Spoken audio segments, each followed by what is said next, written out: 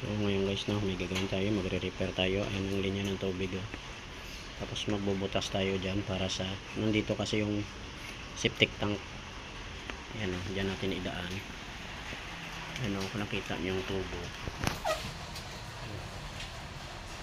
Yan, tapos yung blue, yun sa gilid yung blue.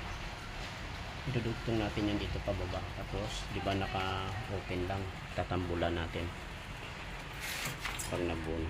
Yan ang blue. Tapos magbubutas tayo dyan. Tapos na ano, yan yung metal paring, hardiplex yung gagamitin natin. Tapos pagdating sa taas, mag-ano tayo, lagay ng singawan. Butasan ko na. Septic tank kasi ito. Ayan. Tapos may bakal. Ayan, bakal. So ang technique natin dyan para na maano natin yan, maputol. Welding machine. Welding machine na makaputol niyan, kaya pinakuha ko muna welding machine. Saglit lang yan sa welding machine. Ano lang natin yan, taasan ng ampere para maputol. Ayan na, oh. Yan, nalinyahan ko na yung tubig. Ayan, oh. Ininit ko lang ng ano, ng heat gun, kasi may heat gun tayo. Ayan, kaya nakakurbada konti. Yan, tapos nyan, tatambulan natin to. Pagkatapos sa taas nakalagay na rin ako ng pasingawan nya. Ayan yung tubo natin, oh. Didiretso dyan, oh. Yan, yan. Nagti ako dyan kasi naglagay tayo ng pasingawan. Ayan, oh. Ayan. Ayan, oh. Papunta yan sa taas.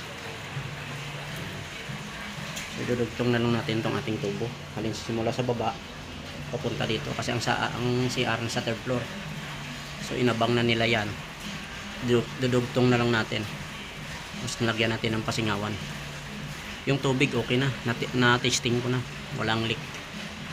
Kaya dapat i-test muna bago i-final kasi mamaya magka-problema. Mahirap ay ano, repair pag may mga nakaharang na. Okay. Tapos na, sisimentohan na lang. Tapos ayan, nilagyan ko na ng metal paring na frame. Nilagay ko na ng frame. Hardiplex na lang. Tapos na.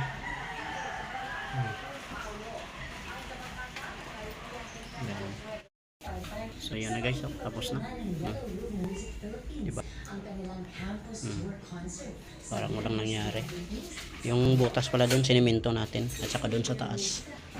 Kasi siyempre, pag hindi sinimento, amoy ano dyan. Tapos na, oh. Parang walang nangyari. Oh. Kulang na lang ito, masilya. Pintura. Ayos na.